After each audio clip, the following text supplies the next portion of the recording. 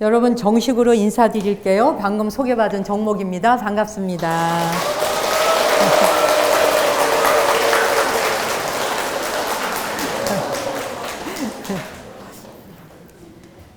그러니까 저를 좀 아는 분이 와 계신다는 뜻이죠. 네, 처음은 아니란 얘기네, 그렇죠? 윤화 방송을 보고 계시는 분도 계시다는 뜻이고요. 일단 먼저 감사드립니다. 네. 제가 오늘 여기 먼저 와서 이 행사를 주최하시는 우리 정도 스님 이하 소임자 스님들께 이제 얘기를 좀 들었어요. 그랬더니 이제 요즘에 이제 명상이 또 대세잖아요. 그럴 때 이제 명상 프로그램을 이렇게 만들어서 다양한 프로그램을 하고 있는데 이제 선지식과의 만남을 이렇게 주선하셨다 이래요. 그래서 사실 뭐 시간이 그렇게 길지는 않아서 오늘 저는 여기 뭐 학생들이 오시는 건지 일반인이 오시는 건지 구체적으로 잘 몰랐어요. 이제 와가지고 얘기를 전해드렸는데 이 인근 지역에 사시는 분들이세요 혹시? 어디서 오셨어요? 안양에서. 용인. 경기권 손 들어보세요. 경기권. 와, 많이 오셨네요. 그 서울 손 들어보세요. 서울. 아우, 서울에 전역에서 오셨네요. 아유, 고맙습니다. 서울, 경기를 제외한 나머지 지역. 어디서 오셨어요? 인천. 그 다음에 또?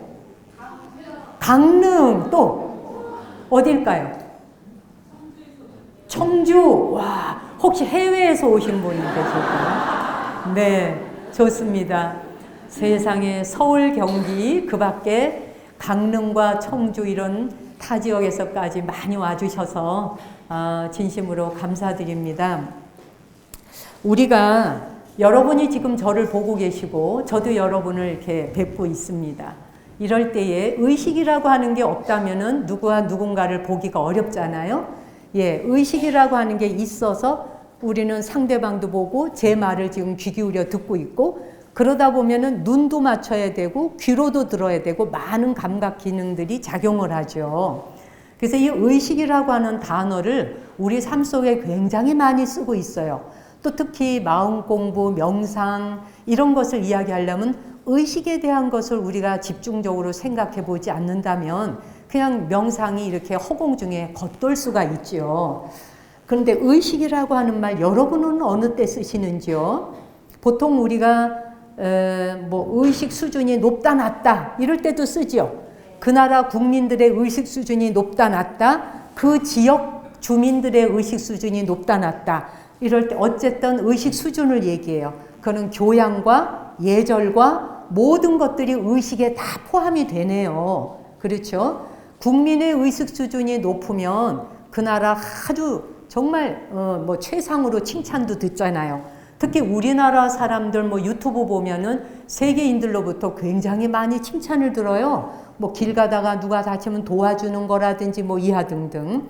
이걸 다 국민의 의식 수준이라 합니다. 어쨌건 그렇게 의식이라고 하는 말이 우리한테는 좀 의식이 있어라, 의식이. 좀 생각이 있어라. 뭐 이럴 때도 쓰고 또 의식이 있다 없다. 그 다음에 수술하고 나왔을 때에 의식 돌아왔습니다. 의식이 아직 안 돌아왔습니다. 항상 쓰고 있는 말인데 우리는 의식하지 못하고 의식을 쓰고 있어요. 그렇죠? 그래서 이제 요즘에 이제 과학이 의식에 대해서 굉장히 많은 연구를 하고 있습니다. 달라이 라마께서 1년에 한 번씩 그 의식을 연구하는 신경계통의 의사들을 불러서 포럼도 하시고 뭐 이런 많은 그 프로그램을 진행하시는 것들이 요즘 많이 뜨더라고요. 근데 영국의 그 신경과학자인 아닐세스라고 하는 사람이 Being You라고 하는 책을 쓴 게 있어요. 제가 작년에 한번 여기 윤화 방송 통해 소개했던 적이 있는데 B-E-I-N-G, Being You. 우리나라 말로는 내가 된다는 것이라고 번역이 되어 있어요. 책이 쉬운 듯 어렵고 어려운 듯 또 읽을만 한데 어쨌든 쉬운 책은 아니나 과학책이면서 의학서적이다 보니까 근데 그 Being You라고 하는 걸 쓴 아닐세스가 의식에 대한 이야기를 쭉 써나가요. 근데 그 사람은 뭐라고 하느냐면 자, 의식이라고 하는 것은 뇌의 환각이다라고 이야기를 해요. 뇌의 환각. 이게 무슨 소리냐? 이제 집중해 들으셔야 돼. 이제 의식을 여기 딱 뻗치셔야지 돼요. 우리의 뇌라고 하는 것은 외부 세계를 있는 그대로 보여지는 그대로 카피해서 보여주는 게 아니란 뜻이에요. 예, 있는 그대로의 현상을 카피해 보여주는 게 아니라 감각기관들이 보내주는 신호를 바탕으로 세상은 이럴 것이야 라고 추측을 한다는 거죠. 그게 바로 뇌의 환각작용이라는 거예요. 자, 그러면 감각기관들은 뭐뭐뭐뭐가 있어요, 여러분? 시각, 청각, 후각, 미각, 촉각이 있겠네. 거기다 평형감각이 있어야죠. 고유감각이 있어야죠. 온도감각이 있어야죠. 그리고 이 통증이 오는 것에 대한 감각도 있죠. 다 감각에 들어가죠. 이런 모든 감각기관들, 이 감각기관들이 다 신호를 여기저기서 보내주는 거예요, 뇌에다가.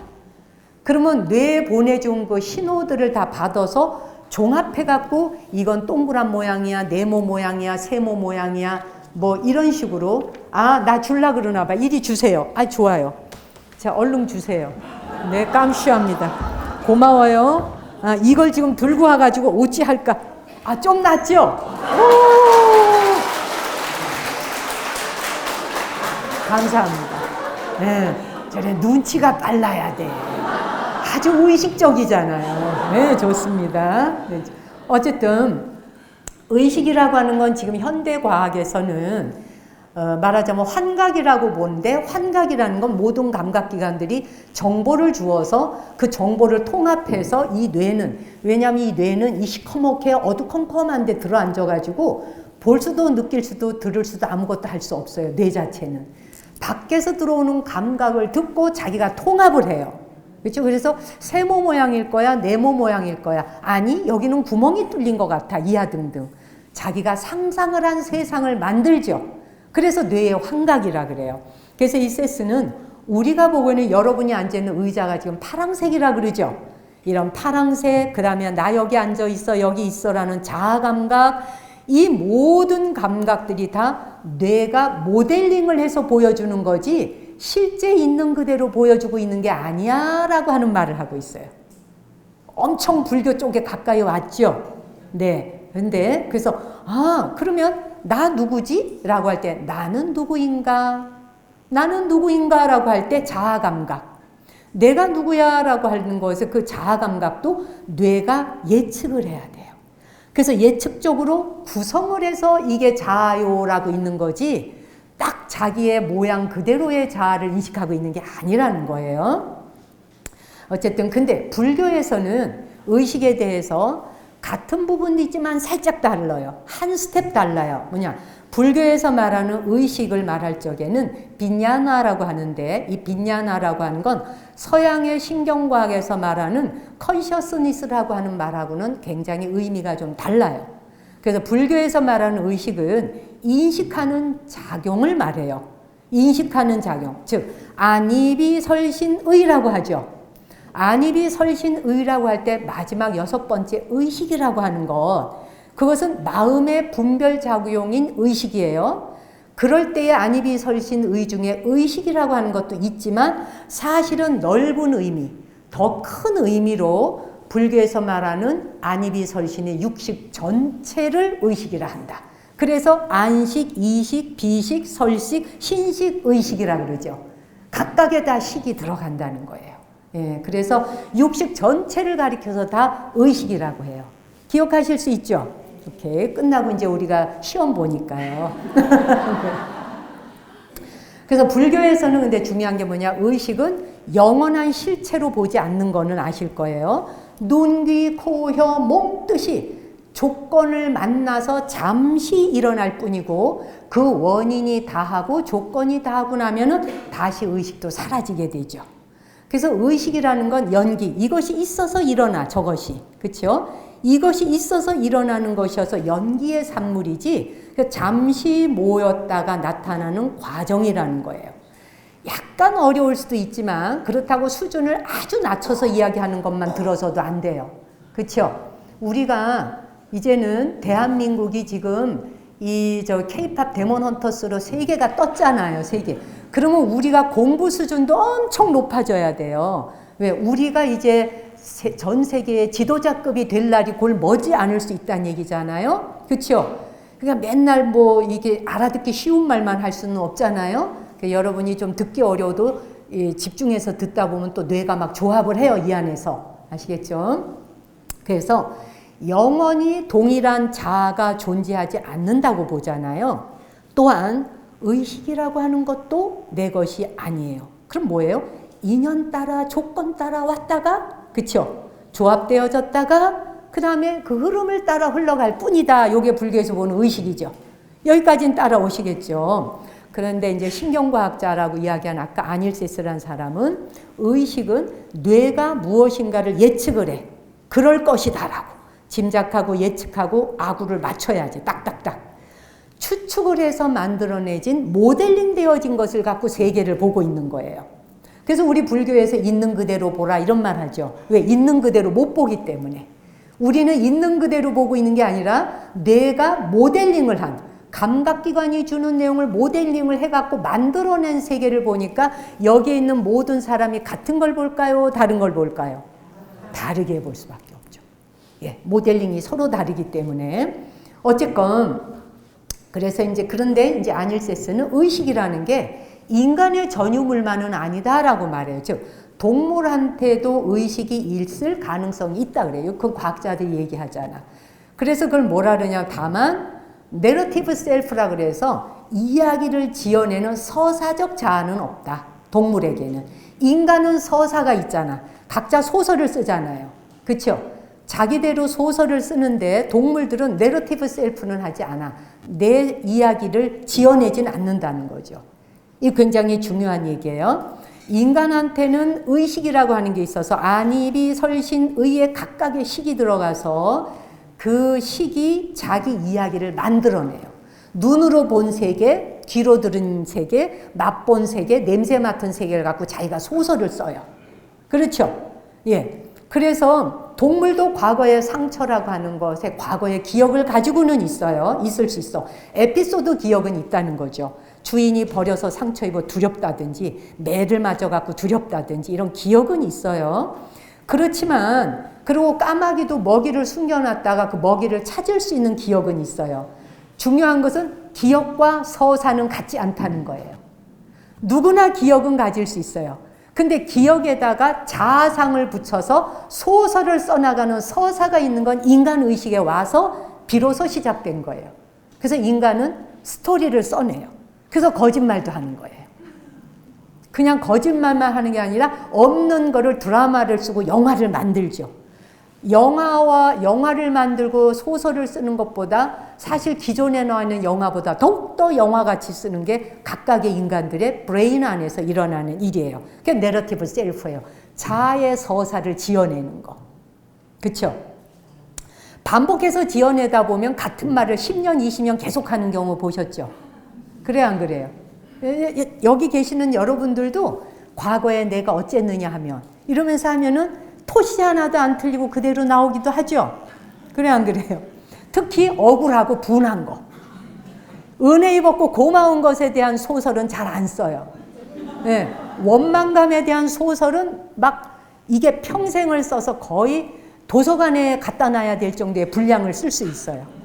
근데 감사하고 은혜 입었던 것에 대해서 이 서사 쓰는 건 기억해봐라가 몇 개 없어 해요. 그 다음에 꽉 말문이 막혀 해요.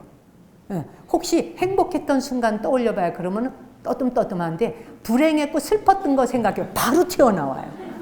하도 서사를 써봤기 때문에. 어쨌건 그래서 여러분이 기억해 두실 것은 서사라고 하는 것과 기억은 서로 같은 게 아니구나 라고 하는 거. 그래서 동물도 상처 입은 기억이 있고 주인의 냄새를 맡으면 금방 알아볼 수 있는 기억은 있다 이거예요. 근데 그 기억을 통해서 나는 이러이러한 존재야 라고 자아를 형성하지는 않는다는 거예요. 나는 과거에 이런 상처를 입었어. 그래서 나는 미래에 이렇게 살 거야. 이 서사를 동물은 쓰지 않는다는 거예요. 이해가 가시죠? 네. 그래서 뭐 동물이 인간보다 못하다는 얘기를 하고 있는 게 아니에요. 서로 필요하냐 필요하지 않느냐에 대한 것으로 진화해 왔을 뿐이에요. 어쨌건 그러다 보니까 불교에서는 의식이라고 하는 것을 암 자체가 아니라 우리가 뭘 알아라 이러잖아. 불교에서 의식은 안다는 것 자체를 말하고 있지 않아요. 조건에 따라서 일어나는 인식 과정이라고 말해요. 이건 아주 다른 얘기예요. 내가 뭘 알아. 안다라는 자체를 의식이라고 말하지 않아요. 거기를 조건에 따라서 이것저것 결합되어서 일어나서 인식 과정을 갖고 의식이라고 말해요. 살짝 어려울 수 있지만 살짝 뇌가 빗나갈라 그러지. 지금 좀 졸고 싶다든지 얼른 또 데리고 오셔야지 돼요. 자, 그래서 그러다 보니까 이 말은 인식의 과정이다 보니 무슨 일이 일어나냐. 이 과정에서 늘 대상과 주체를 나누어서 판단하는 거예요.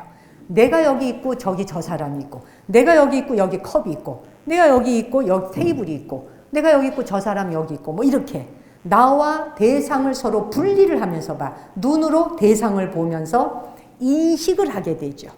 그러다 보니까 보는 자, 나 보는 자가 있고 보여지는 세계가 있는 거예요. 보는 자와 보여지는 세계, 이걸 구별을 만들기 시작한 거예요. 왜? 서사를 해야 되니까. 스토리를 써야 되니까. 그렇죠? 그래서 인간은 나와 세계가 분리되어 있다는 감각을 갖게 되면서 분리된 감각으로 인해 뭐가 오느냐? 집착이 오고 고통이 오게 된 거예요. 분리됐다는 것 때문에. 보는 자와 보여지는 대상을 놓고 좋다 싫다를 논해야 하니까. 자, 그래서 이 분별하는 것. 분별이 그러면 살아가는데 필요가 없는 거냐? 불필요하냐? 아니죠. 그 불교에서는 분별을 나쁜 것이다라고 말하지 않아요. 그래서 나쁘다라고 말하지 않고 오히려 살아가는데 필요한 도구로 써야 되는 기능이 분별이기도 해요. 그렇죠? 그래서 불교에서는 뭐예요? 분별에 집착하지 말아라 라고 말하고 있는 거예요. 분별이 없는 건 아닌데. 그렇죠? 그래서 집착을 하게 될 때 고통이 생긴다. 네, 라는 거예요. 분별을 한다는 것은 생존하는데, 살아가는데 도구로 써야 되는 거예요. 태어난 이상은. 그렇죠? 도구로 씁니다. 다만, 그러니까 도를 깨쳤다고 해도 분별은 있는 거예요. 저기 저 대상 있고 나 있고 하늘은 하늘이고 바다는 바다예요. 다만 거기에 내가 집착하지 않아. 집착하지 않으면 고통이 없죠, 여러분. 그렇죠? 그래서 분별은 도구로 쓴다. 그래서 눈, 귀, 코, 혀, 몸, 그리고 뜻까지, 의식까지. 이 6가지 기능은 항상 주체와 대상을 나누어서 인식하는 거예요. 분리해서 인식을 해. 이 분별이 없다면, 이 분별이 그럼 나빠. 분별하지 마. 분별하지 마. 명상하면서 분별하지 마. 라고 할 때 분별이 없다면 어떻게 독과 음식을 우리가 구별할 수 있을까요? 그렇죠? 독인지 음식인지 구별도 해야죠. 네, 위험한 길인지 안전한 길인지도 구별해야죠. 다만 내가 거기에 집착하지 않을 뿐이에요. 그러면은 그것으로 인해 고통이 오진 않아요. 그래서 생존과 사회적 관계 속에서 분별은 어떤 면에 필수적인데, 필수적인 분별에 대해서 내가 그냥 그것은 그것이구나라고 분별할 뿐이지 착을 두게 되면 고를 불러오니까. 그렇죠? 그리고 소설을 써야 되니까. 그렇죠? 이 차이가 있죠. 그렇기 때문에 이것은 좋아. 그럼 좋으면 내가 가지려고 그러지. 욕망하죠. 난 저거 싫어, 나빠. 그러면은 반드시 버리려고 그러죠. 저항하죠. 욕망과 저항이라고 하는 시속 게임을 통해서 탐과 진과 치가 생긴다는 거잖아요. 탐진치가 생기고 탐진치로 인해서 뭐가 생기나요? 괴로움이 발생하죠. 이제 이해가 가죠? 일단 이론으로 쭉 한번 와보자 이거예요. 분별은 하나의 도구로 쓰일 수 있다. 그런데 우리는 그 도구에 자아를 덧씌운다.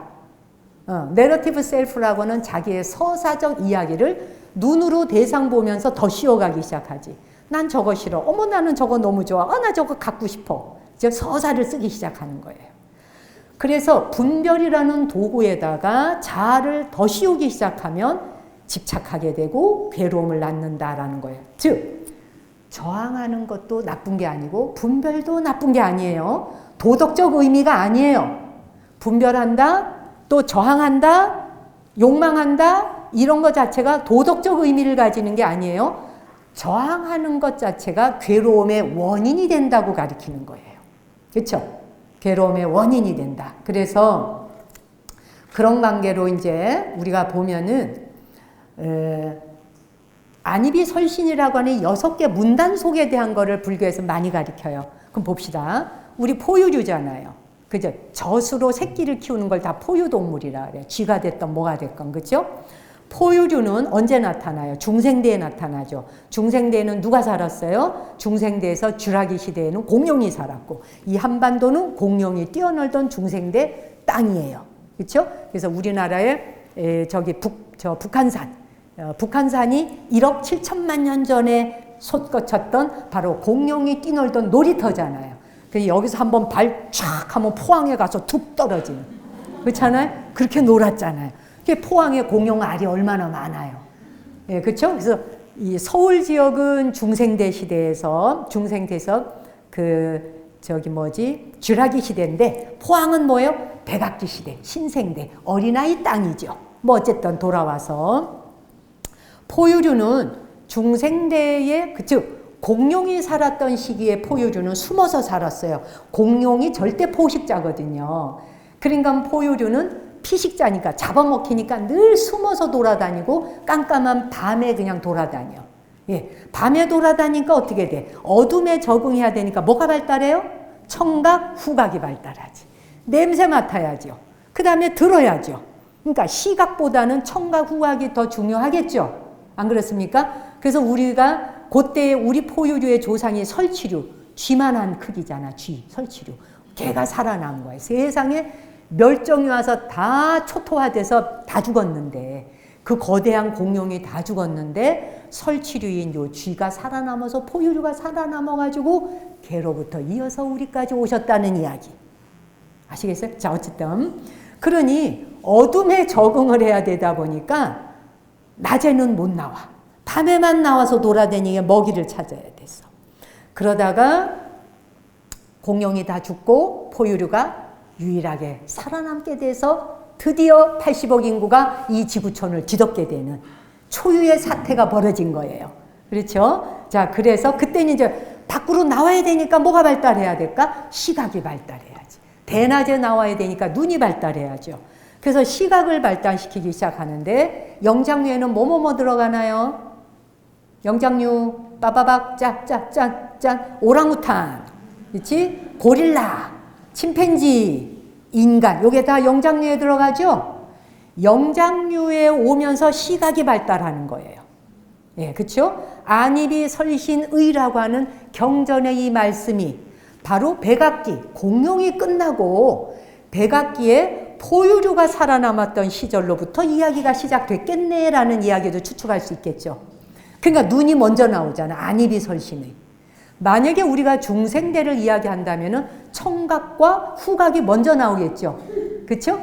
근데 이제 이 포유류라고 하는 생명체가 사는 시대가 오니까 어떻게? 안이 먼저 나오지. 눈이 먼저 나오는 거예요. 안입이 설신의 순서대로. 그래서 눈으로 보는 세계가 그렇게 중요해지게 된 거예요. 그럼 이제 제가 뭐 강의도 한 적 있지만 다시 한번 복습해 보자면 우리가 눈이 두 개잖아요. 이 눈이 왜 두 개일까요? 여기 가운데 하나만 있어도 되지 않을까? 자, 눈이 두 개인 거는 우리 몸은 모두가 뭐예요? 대칭을 이루고 있죠. 좌우 대칭. 그렇죠? 폐도 두 쪽, 콩팥도 두 개, 눈도 두 개, 팔과 다리 다 양쪽이잖아요. 대칭을 이루잖아요. 그렇죠? 이 대칭을 이루고 있는 거기에 눈이 좌우로 두 개가 붙어 있는데 서로 보는 방향이 조금씩 다르다 보니까 차이가 나요. 그 차이가 나는 거를 조합해갖고 맞춰가지고 물건을 딱 잡을 수 있는 거예요. 만약에 이게 눈이 하나밖에 없다 그러면 얘를 잡으러 가는데 손이 이리 갈 수도 있는 거죠. 이 초점이 안 맞으니까.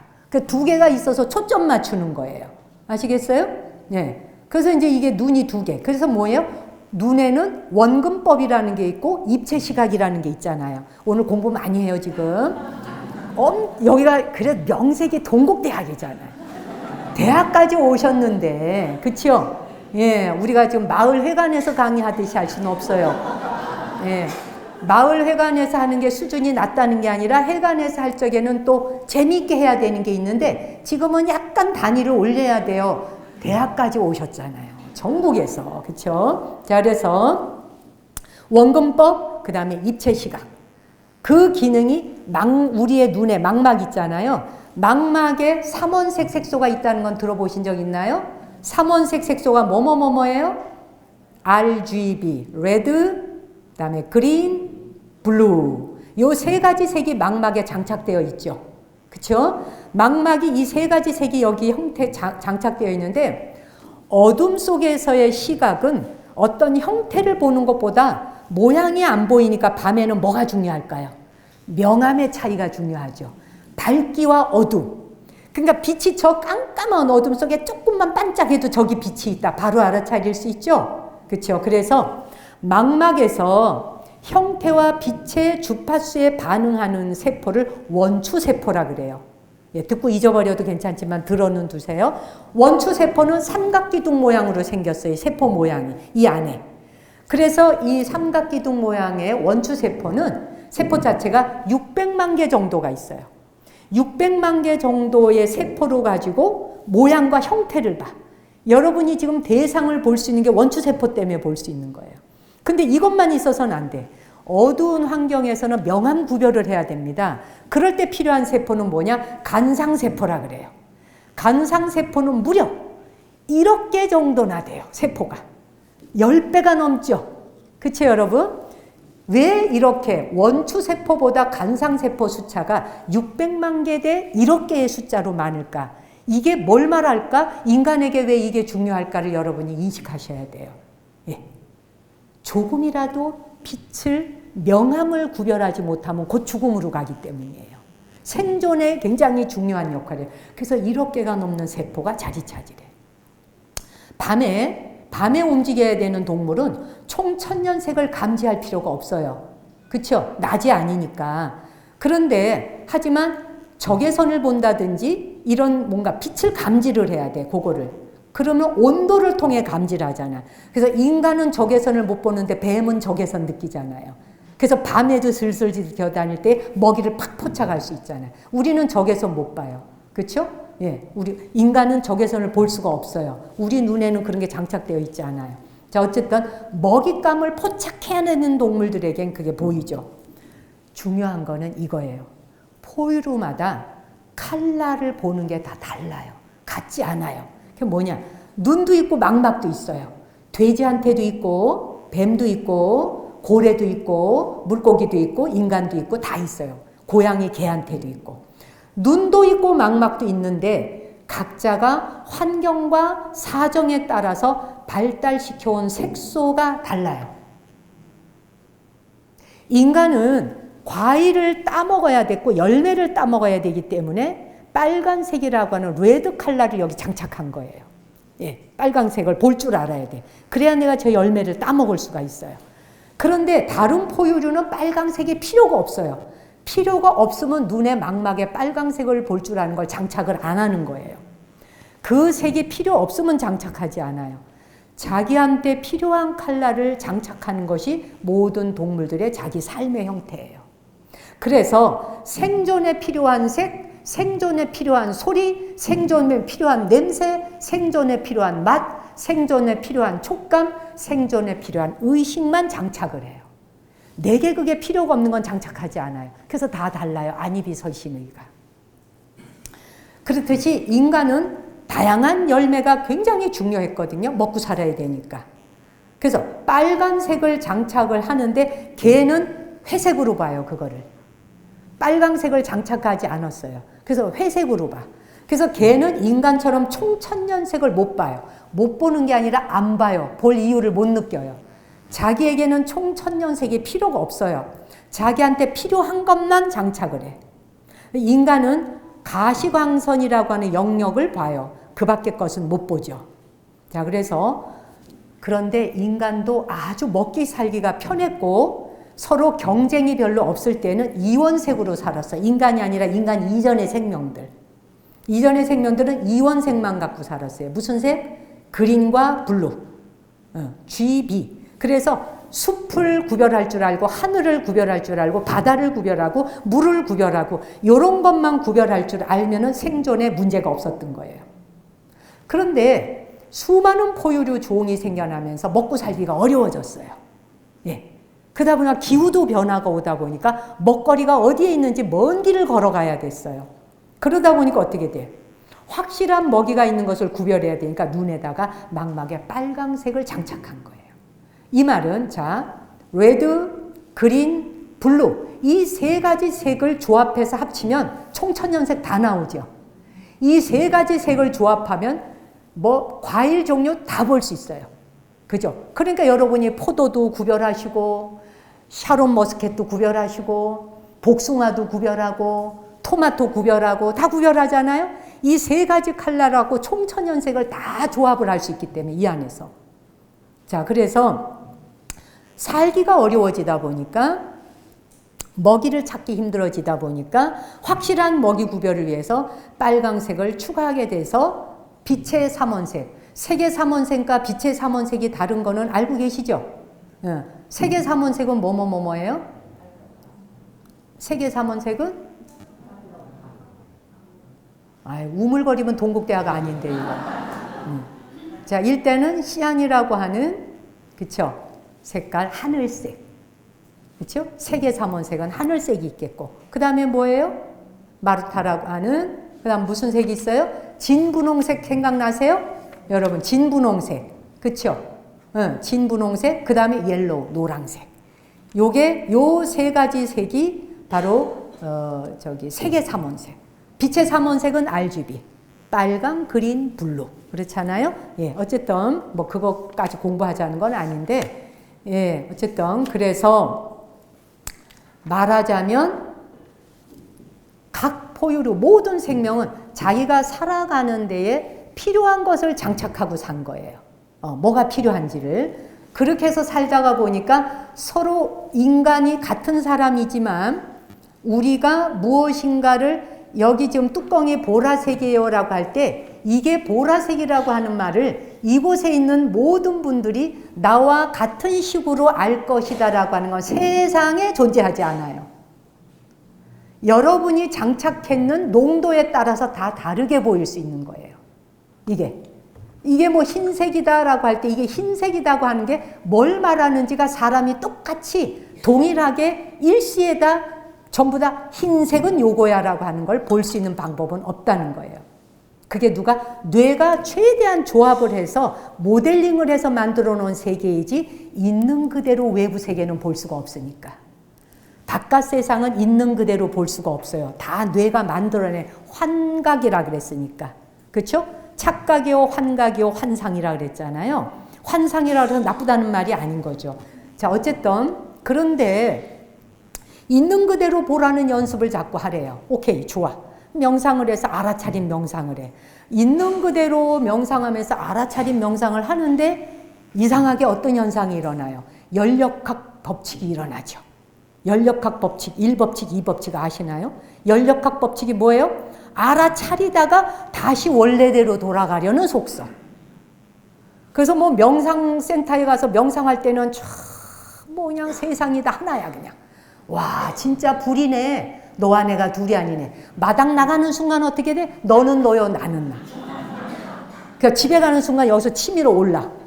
이게 뭐예요? 연력학 법칙이죠. 그렇죠?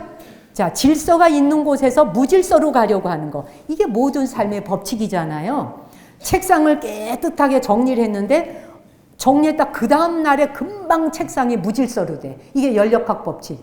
이거는 뭐 우리가 사는 세상에 늘 있는 법칙이잖아요. 그렇죠? 그러니 우리가 1법칙, 2법칙 있을 때 제1법칙은 뭔가요? 에너지 보존의 법칙이라고 들어보셨죠?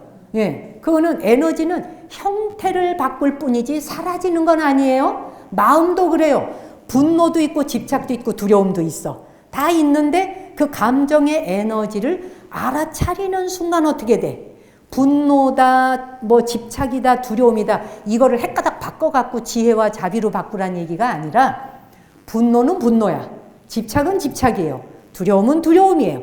걔를 내버려 둔 채 그것은 그것일 뿐인데 내가 집착해서 막 띄어내려고 내가 띄어내려고 노력하지 않아도 있는 그대로 알아차리고 있다 보면은 그 자체가 분노라고 하는 게 조각조각 옅어지다가 원래 평온의 상태로 돌아오는 거. 그게 연력학 제1법칙이죠. 그렇죠? 그러니까 뭐를 뒤집어 엎어서 바꿔가지고 뭘 하라고 하는 말 하지만 언어 표현의 한계일 뿐이에요. 불교에서 말하는 건 바꾸라. 이건 나쁘니까 죄로 바꿔. 분노는 나쁘니까 자비로 바꿔. 이 말이 아니에요. 분노라고 하는 그 성질을 그대로 알아차리다 보니까 뭐 본래대로 그냥 보다 알아차리다 보니까 본래의 평정심, 평화 그대로였는 거야. 그렇죠? 그거라는 얘기죠. 그래서 곧 뭐라 그래? 번뇌즉 보리다. 들어보셨죠? 번뇌즉 보리다라고 하는 게 연력학 제1법칙이라고 이해하셔도 될 것 같아. 내 식대로 갖다 붙이는 거야, 이거는. 과학자들이 들으면 진짜 무식하다 그럴지 몰라. 요걸 어찌해야 되나. 어쨌거나. 자, 그 다음에 이제 아까 이야기한 제2법칙, 연력학 제2법칙 있잖아요. 엔트로피의 증가를 말하잖아, 이거는. 그래서 에너지는 질서에서 무질서로 가려고 하는 것이 바로 연력학 제2법칙이에요. 그러니까 뜨거운 커피를 갖다 놨는데 시간이 흐르면 차가워지죠. 그게 제2법칙이잖아요. 점점점 식어가는 거. 그래서 차곡차곡 책장 정리를 했는데 내일이면 확 흐트러지는 거. 주방에 차곡차곡 그릇 정리를 했는데 저녁에 가면 확 흐트러지는 거. 그걸 보시는 순간 와, 연력학 제2법칙이구나. 아시겠죠? 네, 질서에서 무질서로 가는구나. 당연한 거예요. 그런데 우리가 그런 모든 것들을 알아차리고 그대로 있는 그대로 보고자 하는 훈련을 하다 보면 내가 거기에 집착하거나 그것으로 인해 고통받지 않을 수 있다고 하는 이야기를 하고 있는 거죠. 그러려면 어떻게 해야 될까? 우리가 의식적으로 양질의 기억이 풍부해야 돼요. 양질의 아주 질이 좋은 기억이 풍부해야 돼. 그럼 뭐냐면은 자, 우리가 아까 기억과 서사는 다르다 그랬죠. 기억은 해마에 저장되어져서 다 들어가 있는 기억들이에요. 그런데 걷다가 자아는 말을 갖다 붙여요. 그래서 나는 몸이 아프니까 짜증이 나. 이거 다 서사예요. 몸이 아픈 것일 뿐이에요. 아픈 거예요. 근데 아프니까 짜증이 나. 배가 아프니까 신경질이 나. 이건 전부 서사죠. 자아에다가 이야기 갖다가 붙여서 소설 쓰는 것을 전부 내러티브 셀프라 그래. 자기 이야기 갖다 붙이는 거. 기억과 서사는 같지 않다는 거예요. 그러려면 의식적으로 양질의 기억이 풍부해야 돼. 그러니까 자기의 기억 안에 들어있는 내용이 빈곤하고 빈약하다 보면은 맨날 그 나물에 그 국밥밖에 밥을 안 비벼 먹는다는 얘기예요. 다양한 요리를 하려면 재료가 다양해야 되잖아요. 그것처럼 우리가 공부했는 거라든지 뭐 아는 거라든지 자기가 체험을 통해 깨달은 거라든지 이런 것들의 경험이 풍부해야 되는 거예요. 양질의 기억이 풍부하면 다양한 양질의 기억들을 통해서 내 감정을 거울에 비춰보듯이 쓱쓱 지나가게 할 수 있는 거예요. 그래서 품질이 좋은 양질의 기억은 즉시 반응하지 않아요. 그걸 지연시킬 수 있고 견뎌낼 수 있고 무시할 수 있고 거울에 비쳤다가 쓱 지나가네 라고 할 수 있는 거예요. 지나가는 것일 뿐이네. 그래서 기억은 감정하고 바로 연결되잖아요. 그냥 인풋과 아웃풋 바로 연결이 됩니다. 그래서 내가 아끼고 사랑하던 애완동물이 죽으면 어떻게 돼요? 너무 슬프고 고통스럽잖아요. 가까운 친척이 죽었다는 소식 들어도 하나도 안 슬퍼요. 관계 안 맺었던 친척이 죽었다면 어쩔 수 없이 가야 되지만 슬프지는 않아. 그게 왜 그럴까? 인정머리가 없고 감정 없어서가 아니라 그랬죠. 기억의 차이예요. 그 사람과 공유해서 나누었던 기억이 없는 거예요. 양질의 기억이 없다 보면 감정에 영향을 주지 않아요. 영향 안 받아요. 애완동물은 항상 옆에 붙어서 같이 있었기 때문에 그 아이가 아프면 내가 더 아파. 그러니까 자기는 1,000원짜리 사 먹어도 고양이가 개가 아프다 그러면 400만 원 주고 수술도 시킬 수 있는 거예요. 예, 본인은 1,500원짜리 사 먹어도 얘는 200만 원 주고 사줄 수 있는 거예요. 이게 양질의 기억 때문이에요. 공유된 기억이에요. 기쁨과 즐거움의 기억이 있지만 아무리 가족이라 해도 공유되어진 기억이 없으면 감정이 일어나지 않아요. 가족 간에도요.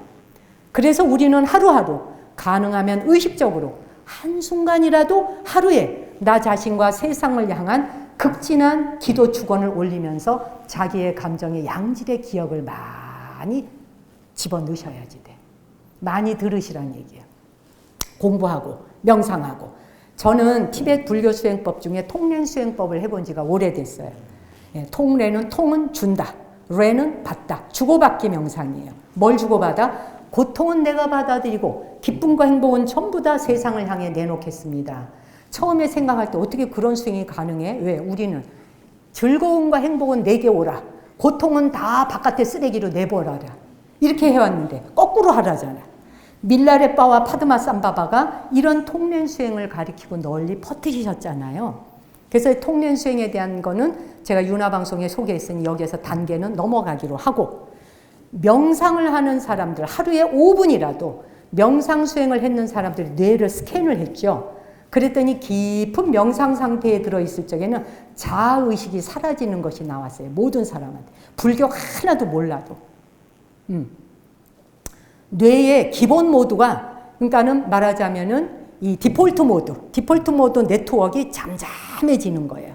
DMG라 그래서 이게, 그러니까 소설 쓰는 게 없어지는 거죠. 이야기꾼이 없어지는 거예요. 명상을 하다 보면. 그러니까 현저하게 디폴트 모드가 쫙 가라앉으면서 소설 쓰던 자기 자아에 대해서 만들어내던 이야기가 줄어들고 감소해지. 그러다 보면 자아가 소멸이 되고 무아를 경험하게 되는 거예요. 순간순간이라도. 그래서 명상 그룹에게 있어서 해마를 측정해 봤더니 명상하는 사람들의 해마를 측정하니까 해마의 부피가 증가했어. 해마는 뭘 하는 기능인가요? 뇌 안에서 기억도 형성하고, 그 다음 뭐예요? 새로운 학습한 거를 저장하는 거. 오늘 여러분이 여기서 들으신 내용 새로운 말이 있다. 집에 가서 침대에 누웠을 적에 누워서 제가 했던 말이 무엇인가를 다시 기억을 해보려고 하세요. 누워서 기억을 하려고 할 때 다시 한번 추슬러 보면 그것이 해마로 넘어가요. 왜? 지금 했는 말 단기 기억이에요. 단기 기억은 장기 기억으로 안 넘어가요. 다시 내가 떠올려 갖고 기억하려고 했을 때 장기 기억 해마로 넘어가요. 여기서 듣고 그냥 흩어버리면 끝이에요. 하나도 남지 않아요. 기억으로 저장되어지지 않은 것은 내 몫이 될 수가 없어요. 그렇죠? 여기서 저한테 45분 하라는데 제가 시간을 5분 적당히 더 쓸게요. 아시겠죠? 예, 제가 알아 조정하고 질문하실 분 한두 분 드릴게요. 어쨌건 자, 그런데 편도체라고 하는 건 두려움과 공포감을 느끼는 거예요. 뇌 안에서. 근데 공포감과 두려움을 느끼는 그 부피는 명상하는 사람한테 전원이 다 줄어들었어요. 공포, 두려움, 요거는 줄어들고 새로운 학습에 대해서 기능을 기억해내는 해마는 부피가 늘어난 거예요. 뭐 하루 몇 번 하지도 않았는데 반복했을 때. 많은 사람들이 명상을 하고 난 이후에 그들이 하는 말은 나라고 하는 것, 즉 자아라고 하는 집착이 줄어들었다라고 발표했어요. 네, 명상을 하면 할수록 나라는 집착이 줄어들어. 왜? 자아라고 하는 경계가 없어지거든. 여기 지금 내가 있고 그대가 있어요. 이 경계가 있잖아. 나와 대상이 경계가 있어요. 세계가 있고. 그런데 명상을 하다 보면 이 경계가 옅어져. 무경계 상태로 가죠. 그래서 확장된 의식은 더 넓은 연결감을 가지게 되는 거예요. 예, 넓은 연결감을 가지니까 어떠한 감정이 내 거울에 와서 비추어도 그냥 다가오면 비출 뿐이고 지나가면 흔적 없이 사라질 뿐인 거예요. 명상은 거울과 같은 거예요. 그래서 뭐 와서 비췄어? 가. 비췄어? 가. 분노, 무시하는 거 뭐든지 와서 비춰. 사라지지. 마이클 잭슨 영상, 제가 마이클 잭슨 음악을 엄청 좋아하는데 그분이 했는 인터뷰를 몇 개 보다 정말 감동받았어요. 자기를 세상에 있을 수도 없을 정도로 무시하고 그야말로 모욕적이고 인간으로서 겪을 수도 없는 모욕을 받을 정도의 전 세계의 기자들이 그 사람을 난도질하다시피 하는데도 불구하고 목소리의 평정심을 단 한 번도 잃은 적이 없어요. 언제나 정말 무식하게 이를 데 없는 질문을 하는데도 불구하고 노여워하질 않아요. 그냥 노 그만하세요. 그만하세요. 그렇지 않아요. 요 정도. 그런 일은 없어요. 그거는 잘못된 소문이에요. 그게 어떻게 가능해요? 뭐 요런 정도. 어떻게 그럴 수가 있어? 내가 당신하고 지금 인터뷰하게 생겼어. 뭐 이럴 수도 있는 거 아니에요, 여러분. 그렇죠? 네가 뭔데? 이건 뭐예요? 자아라고 하는 거를 에피소드를 써야 되니까 네가 나를 건드려? 감히? 네가 나를 건드리는데 내가 가만히 있어 뻘떡 일어나서 나 인터뷰 안 해. 가. 이럴 수 있잖아요.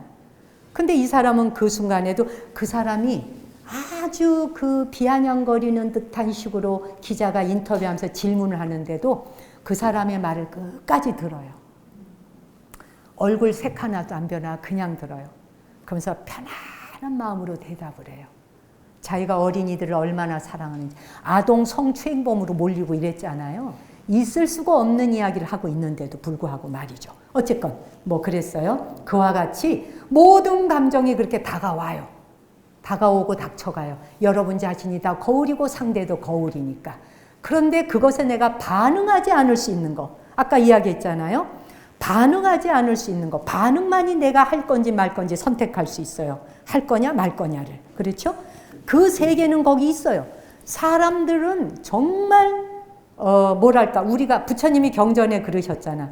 참으로 상대하기 어려운 괴상한 것들도 많다. 그 당시에 오죽했으면 이렇게 표현을 하셨겠냐고. 괴상한 것도 많다만 내 표현이야. 비슷한 말씀을 하셔요. 이 세상은 쉽게 말하면 초기 경전에 이래. 상종하기 어려운 사람은 참으로 많다. 그럼에도 불구하고 너의 마음자리는 네가 스스로 잘 살피라는 거지. 네 마음자리는 네가 살펴야 한다. 바깥 세계에서 일어나는 건 네가 바꿀 수 있는 게 아니다. 그 세계에 대해서 간섭할 게 없고 착을 둘 거 없다. 그런 얘기를 합니다. 그래서 우리는 매 순간 새로 태어나는, 이제 마지막으로 마무리할게요. 매 순간 명상을 한다고 하는 것은, 명상하라니까 방송 놓고 앉아서 하는 것만 명상으로 생각하지 마세요. 순간순간 일어날 때 순간순간 알아차는 건 다 명상이에요. 행주자와 어묵동정, 걷거나 섰거나 말하거나 뭘 하더라도 먹을 때조차도 내가 명상 알아차림할 수 있죠. 그걸 통해서 우리는 매 순간 새로 태어날 수 있어요. 우리의 의식이 어떤 차원에 머무는가, 내가 깨어있을 때 머무는 것과 깨어있지 않을 때, 의식이 깨어있지 않을 때 내가 어디에 가 있는가, 이 주소지가 사람마다 달라요. 에고에 대한 강한 집착으로 산다면 에고가 자기를 지배하면 고통만 남겠죠. 근데 우리는 매 순간 알아차리면 새로 태어나지만 매 순간 새로 태어난 건 고사치고 한두 시간마다 매번 다시 태어날 수밖에 없는 삶을 살아요. 왜 그럴까요? 명상 안 하고 살아도, 정말 막 괴상한 짓을 하고 살아도 매 순간 우린 다시 태어날 수밖에 없어요. 왜 그럴까요? 1시간, 2시간, 3시간 이내에 누구나 다 소변을 봐요. 소변은 2시간, 3시간 간격으로 몸에서 독소를 빼주는 역할이 소변이에요. 소변은 산성화되어 있는 거를 빼줘요. 그렇죠? 몸에 산도를 맞춰주는 게 소변이지 않습니까? 양성자 H+라고 하는 건 산도기 때문에 이거를 몸에서 다 배출시켜줘요. 그래서 산도가 많아지면 소변으로 자연스럽게 배출해 주는데 소변이 시간마다 다시 태어나게 해주는 거예요. 시간마다. 소변 제대로 못 보면 죽어요. 대변은 참을 수 있어도 며칠, 소변 참으면 못 살아요. 왜 그럴까요? 식초를 만들기 때문이에요. H+라는 양성자는 초를 만들어, 식초. 그래서 세포를 녹여요. 그래서 소변을 참는 건 병이 되는 거예요. 양성자를 몸에서 퍼내주는 것이 소변이에요. 목숨이 위험해질 수 있는 것, 죽음에 이를 수 있는 식초가 되는 과정을 소변을 통해 빼주고 다시 정상적으로 편안하게 만들어줘요. 명상 안 해도 여러분 스스로가 2시간, 3시간 간격으로 한 번씩 새로운 사람으로 탄생하고 있다고 하는 걸 기억하셔서 앞으로는 소변 보고 난 뒤에 돌아서서 소변보살님 감사합니다. 저를 살려주셔서 진짜예요. 아시겠어요?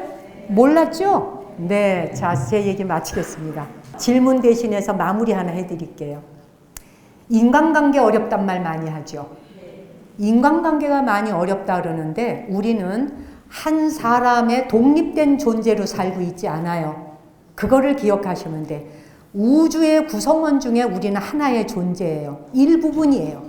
그 조각이 없다면 우주가 존립할 수 없어요. 그것처럼 여러분이 인간관계에서 인간관계 힘들어라고 할 때 내가 독립된 한 사람 달랑 떨어져 있는 존재가 아니라 전 우주간의 한 조각이라는 걸 잊으시면 안 돼요. 그거를 생각하다 보면 내가 전체하고 연결되어 있는 부분이다. 이걸 생각하면 관계의 어려움을 생각할 것이 아니라 그 모든 전체의 우주라고 하는 이 질서 속에 나라는 한 존재가 거기에 어떻게 이 퍼즐이라는 조각볼을 맞춰주고 살아갈 건가. 이거를 더 먼저 생각하라. 그러면은 자아가 무아의 개념으로 탈바꿈이 되어지죠. 그래서 불교에서는 일즉다 다지길. 그죠? 하나 속에 다가 있고 다 속에 하나가 들어있다. 하나라고 하는 내 하나가 없이 우주법계 전체가 통합될 수가 없어요. 그래서 인간관계를 논하시지 말라. 전 우주에 내가 한 사람이라는 걸 기억하자. 이 말씀 드리며 마무리하겠습니다. 건강하세요. 감사합니다.